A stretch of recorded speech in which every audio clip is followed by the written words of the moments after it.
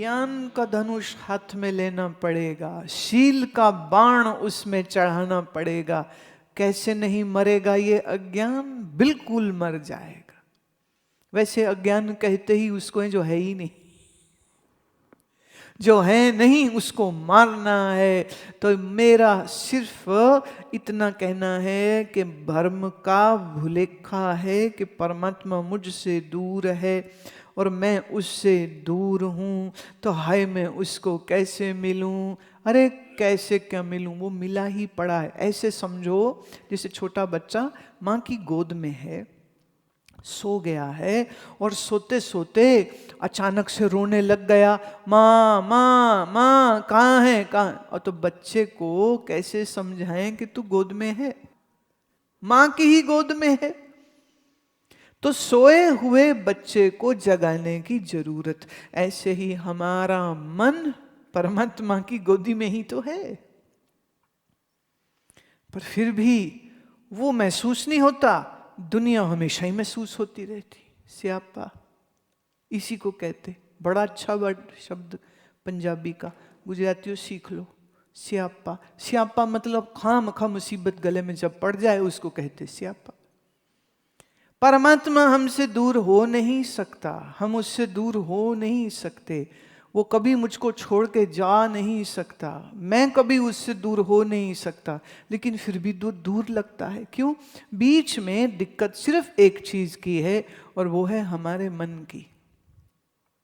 तो इस मन के अज्ञान को दूर करने की जरूरत है, इस मन के अंधेरे को दूर करने की जरूरत है। परमात्मा तो मिला मिलाया है। सच्ची बात यह है, दुनिया की सब चीजें कितनी मेहनत से इकट्ठी कर लो, फिर भी ठेंगा दिखा के छोड़ के चली जाती हैं। जैसे मेरी प्यारी बुड्ढी माता, तेरी जवानी किथे गई? गई, ठेंगा दिखा गई। बाल बच्चे, बेटा बेटी, वो भी एक समय पा करके वो यूं करते हैं ऐसे। तो उसमें ये भी तो आया ना, कुछ नहीं मिला, कुछ नहीं मिला। आया बचपन छोड़ के चला गया, आई जवानी छोड़ के चली गई। हाँ, बचपन के दोस्त आज कहाँ हैं? छोड़ के चले गए।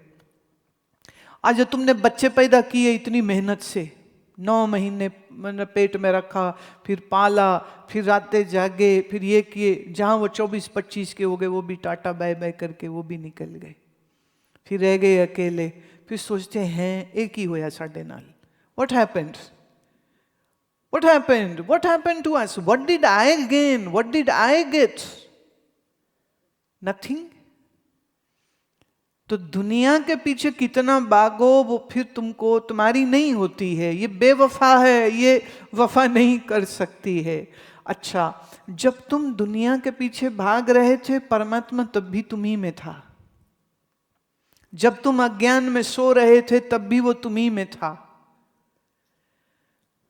जब तुम भूले भटके सत्संग में पहुंच गए तब भी वो तुम्ही में था। आज जब बैठ करके गुरुजी समझाता है तब भी समझ नहीं आता है और तब भी वो अंदर ही था। इसी को कहते स्यापा। जो पास हो फिर महसूस ना होता हो।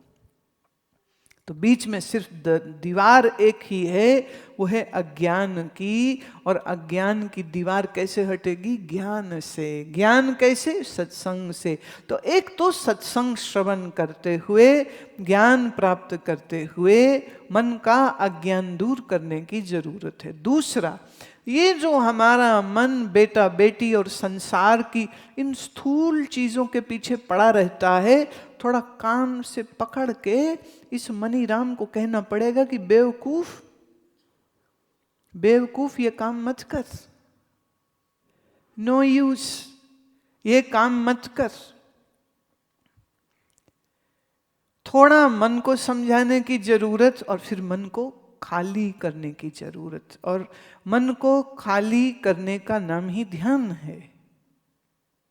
इसलिए तुम हजारों बार मुझे सुन लो, अच्छा तो लगेगा, पर आनंद तब आएगा जब मन ध्यान की अवस्था में जाएगा। ध्यान मतलब सिर्फ आंखों को बंद करके बैठ जाने का नाम नहीं होता है। ध्यान मतलब मन किसी वस्तु के बारे में सोचे ही नहीं। एक महिला मुझे कह रही थी, माता जी कह रही थी, कहती है मैं सारा दिन ना एकदम ठीक ठाक रहती हूँ, मेरा मन भी ठीक ठाक रहता है, पर जहाँ ध्यान करने के लिए आंख बंद करती हूँ तो मेरा मन सारी रेसिपीज में चला जाता है, वो चीज़ ऐसे बनती है, वो चीज़ ऐसे बनती है, सेल में चला जाता है, वहाँ सेल लगी, वहाँ सेल लगी, अपनी देसी दुकान में भी लग गई, उसने भी लगाया था 60% ऑफ, पता नहीं 60% ऑफ में क्या बेचता होगा। कहती मैं आंख बंद करके बैठी हूँ ध्यान लगाने को, मन लगा पड़ा है, केले खरीदने हैं, सेब खत्म हो गए हैं, मैंने ये करना है, मैंने वो करना। वो हॉस्पिटल की भी विजिट थी, डॉक्टर के पास भी जाना था, सास भी फ़ोन कर रही है, हम आना चाहती है अहमदाबाद से, पता नहीं बुढ़ी क्यों आ रही है, वहीं क्यों नहीं रहती है। वो कहती मैं बैठी हूँ आंख बंद करके, सीधी रीढ़ की हड्डी सीधी करी हुई है, पर कितनी कोशिश कर लो मन टिकता ही नहीं है। कह रही माला घुमा रही हूँ, माला घुमा रही हूं, मंत्र चल रहा है, पर उससे ज्यादा स्पीड से मन चल रहा है। तो इस चलते हुए मन के ऊपर थोड़ी ब्रेक लगानी पड़ेगी। तो ब्रेक मतलब मन स्थिर करने की जरूरत है। अभी अस्थिर है, अभी चंचल है, इसकी चंचलता को हटाने की जरूरत है। जैसे मैंने शुरू में ही आपको कहा ना कि वो छोटी बच्ची मुझे मिलने आई, कमरे में आ करके एक्साइटमेंट में वो यहाँ वहाँ देख रही, जहाँ मैं बैठी वहाँ नहीं देख रही थी। तो उसकी माँ को उसका मुंह पकड़ के ऐसे सिर मेरी तरफ घुमाया, कहती ये देखो ये बैठे हैं, फिर वो खुश हो गई। ऐसे ही इस मन रूपी बच्चे का मुंह जो दुनिया की ओर गया है ना, इसे पकड़ के यूं घुमाना पड़ेगा। चल बेटे इधर है वो तो तेरे अंदर बैठा, बाहर तो वो है नहीं। बाबा बुल्ले शाह जी की बड़ी सुंदर काफी है। बाबा बुल्ले शाह जी कहते हैं, बुल्लिया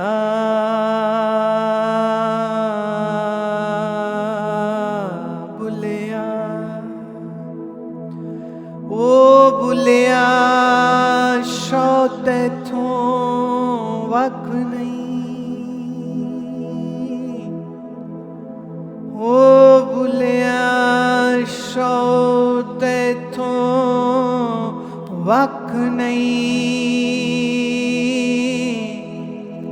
पर वेखण वाली अख नहीं,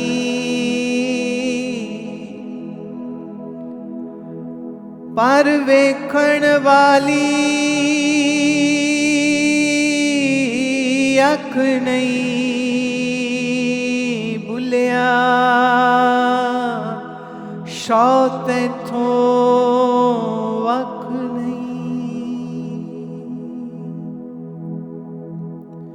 एवें जान भी हमले कर दिए, इधर उधर पई लब दिए, बुल्लिया बुल्लिया बुल्लिया शौ तैथों वख नहीं, पर वेखण वाली अख नहीं। एवें जान भी दुखड़े सहंदिए, एवें जान भी दुखड़े सहंदिए, मुड़ मुड़ के जीबा कहंदिए, मुड़ मुड़ के जीबा कहंदिए, बुल्लिया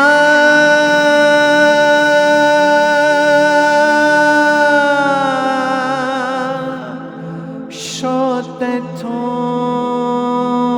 वख नहीं, पर वेखण वाली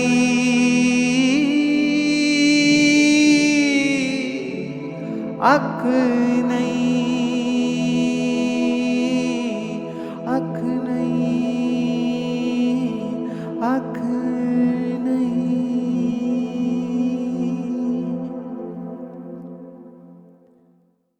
बाबा बुल्ले शाह जी कहते हैं कि ए बुल्ला, भगवान को, परमात्मा को वो शौ कह रहा है।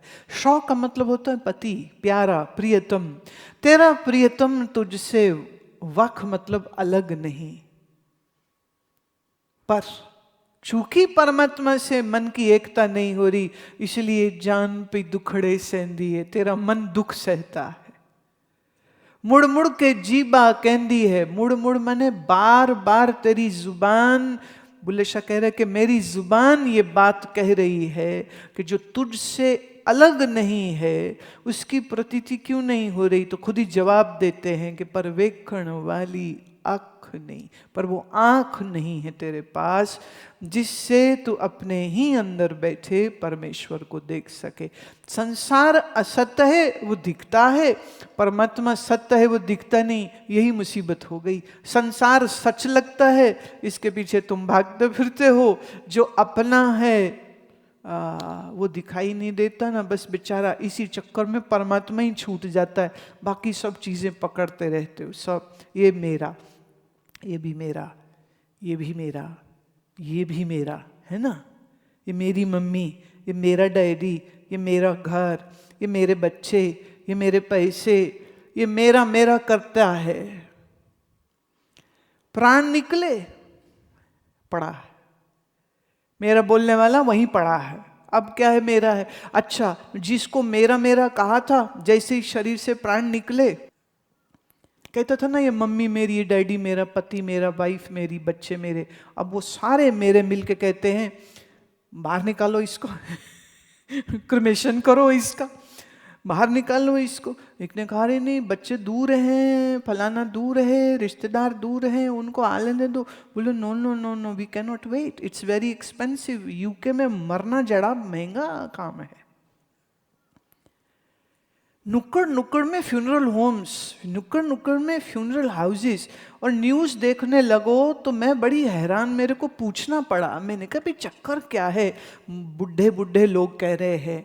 मैं नहीं चाहता मेरे बच्चों को मेरे फ्यूनरल के लिए कोई तकलीफ हो, इसलिए मैंने इंश्योरेंस करा ली। ये कंपनी बड़ी अच्छी है।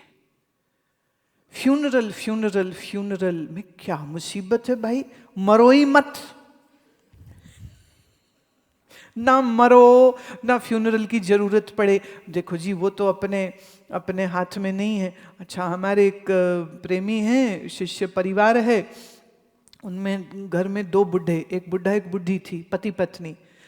तो बुढ़े जी को ये लगता था कि मेरी बुढ़ी पहले जाएगी, और वो अपनी बुढ़ी को कहता था तूने क्या पहनना है वो सूट तैयार कर ले, चूज कर ले, और तुमने कौन से रंग के कपड़े पहनने हैं, और तुमने क्या करना है, और तुम्हारे जो पैसे हैं उनका क्या करना है, कुछ हिसाब लगा लिया तूने। वो ऐसे हमेशा पूछते हैं उसको, जैसे उनके पोता पोती फोन करके पूछते हैं ना कि कैसे हैं, मतलब हाउ इज योर ग्रैंड माँ, हाउ इज सी। ठीक ही है, बस जाने ही वाली है, मतलब जाने ही वाली, जाने ही वाली, जाने ही वाली। वो पैर वैर सूट जाते थे, बड़ी तकलीफ। अच्छा हुआ ये, बूढ़ा बाबा खुद पहले मर गया, बुढ़ी अभी भी जिंदा है। अब वो तैयारी उसकी करवा रहा है, और अपने बच्चों से भी उसने कहा कि मैंने 6,000 पाउंड रखा हुआ है मेरे फ्यूनरल का, तुम्हें सोचने की जरूरत नहीं। तो जिनको मेरा मेरा मेरा मेरा कहा, वो मेरे मिलके सब तुम्हारा पैकअप करके और तुम्हें बस चढ़ो, निकलो आउट। छोटे तो घर हैं यूके में, इतने छोटे, माचिस की डब्बी से छोटे। बिल्कुल सच्ची बात है। यहां तो वो शावर में घुस जाऊं ना तो लगता है भगवान बाहर कैसे आएंगे, वो फंस जाते हैं, ऐसे करके तुम नहा नहीं सकते हो। महाराज हम तो क्या, आश्रम की हमको आदत पड़ी है, वहां तो सब तब हिंदुस्तान में, भाई India is a very rich country, हमारे बाथरूम ऐसे नहीं होते। ना ना ना, यहाँ तो ऐसे ऐसे हो जाता है। एक ने कहा कि मैं इसमें जाएंगे कैसे, अच्छा गए तो बाहर कैसे आएंगे, ओके, तो मैं कहा ऐसे साबुन कैसे लगाएंगे, अच्छा सिर कैसे धोएंगे, तुम लोग बड़े धन्य हो महाराज, ऐसी सी छोटी सी घुटन्नी सी जगह में कैसे जाते हो, तुम्हारा शावर क्यूबिकल। मैं तो सोचती हूँ जो थोड़ी जाड़ी होती है अम्मा, वो कैसे जाती होगी अंदर, है ना, वो अंदर कैसे, बेचारे तो फंस जाते होंगे जरूर। फ्यूनरल फ्यूनरल फ्यूनरल कौन करेंगे? तुम्हारे अपने, जिनको तुम मेरे मेरे मेरे मेरे मेरे बोलते हो ना। एक सांस की तार टूटी नहीं तो आप मिस्टर घनश्याम लाल से मुर्दा नंबर ये हो जाते हो। मॉर्चुरी में रखेंगे ना बॉडी, तो नाम के आगे क्या लगेगा? नंबर। अभी घनश्याम नाम के 4 लोग मरे पड़े हैं अंदर, तो तुम्हारा तो नंबर से पहचान होगी कौन से नंबर वाला है। वो पैर के अंगूठे में धागा डाल देगा। लो जी, कर लो बात। तुम्हारी जिंदगी की सब प्राप्तियां यहीं छूट जाती हैं, पर अफसोस ये है हम दूसरों को मरते देखते हैं, शिक्षा तब भी नहीं लेते। उन्हें लगता है इसका सब छूटा, मेरा नहीं छूटेगा, सब साथ लेके जाएंगे। साथ किसके गया प्यारे? संसार असत्य है, इसकी असत्यता हमें हमेशा बुद्धि से स्पष्ट रूप से दिखती रहनी चाहिए। No deceptions, no deceptions. धोखे में मत रहो तुम। कभी कभी ना छोटे बच्चे जितना अच्छा समझते हैं ना, आप बड़े लोग नहीं समझ सकते हो। ऐसे ही एक सत्संग के बाद एक बच्चा गया घर, तो उसका डैडी बोलता, आए मेरा प्यारा प्यारा लाडला बेटा आजा। कहते, रहने दे डैडी, क्यों झूठ बोलता है, मैं कोई प्यारा नहीं तेरा, मेरी सांस की डोर टूटी, तू मुझे जाके जला आएगा, तू काहे का प्यारा मेरा, तू डैडी नहीं है, मेरा असली डैडी तो भगवान है। हम समझ आए आज सत्संग में, तू मेरा डैडी ही नहीं है। डैडी को तो चढ़ा गुस्सा, उन्हें जूता उठा करके मार दिया। तो मैं तेरा बाप नहीं, तो तेरा बाप कौन है? तो मां को समझाना पड़ा, अरे भाई ये जिस बाप की बात कर रहा है वो तेरा भी बाप है, वो मेरा भी बाप है, हम सब का बाप एक ही है। तो ज्ञान का धनुष, शील का बाण और सत्संग में जो सुना आपने शब्द, वो तुम्हारे मन में धस जाए। और होगा ये कि कल थोड़ा इसके बारे में हम और बात करेंगे कि हम बैठें कैसे कि मन रुक जाए और मन ठहर जाए, और जो अंदर ही बैठा है प्रीतम प्यारा, उससे फिर दोनों नैन हमारे मिल जाएं। अब ये पोएटिक वे है कहने का, नैन मिलने नहीं वाले किसी के साथ, किसी से नैन नहीं मिलने वाले, लेकिन फिर भी उसका मिलना होगा। जैसे उस माता के गले में ही सोने का चैन था, लेकिन उसे लगा गुम हो गया है। जब उसको बताया गया तो उसने भी कहा ना, मुझे चैन मिल गया, गुम नहीं था, पर फिर भी कहा ना कि चैन मिल गया। ऐसे ही परमात्मा हमसे अलग नहीं, हम उससे बिछड़े नहीं, पर फिर भी अलग लग रहा है, तो थोड़ा ज्ञान की जरूरत है, तो मिला हुआ ही मिल जाएगा। धोखा है कि वो दूर है, और धोखा है कि संसार अपना। ये 2 धोखे हटा दें तो वाह वाह वाह, जीवन में आनंद हो जाए, मन के सब भ्रम टूट जाएं और मन को अपार सुख और अपार आनंद हो जाए। इतना ही कह के वाणी को विश्राम देती हूँ। आप सबको मेरे बहुत प्यार भरे प्रणाम।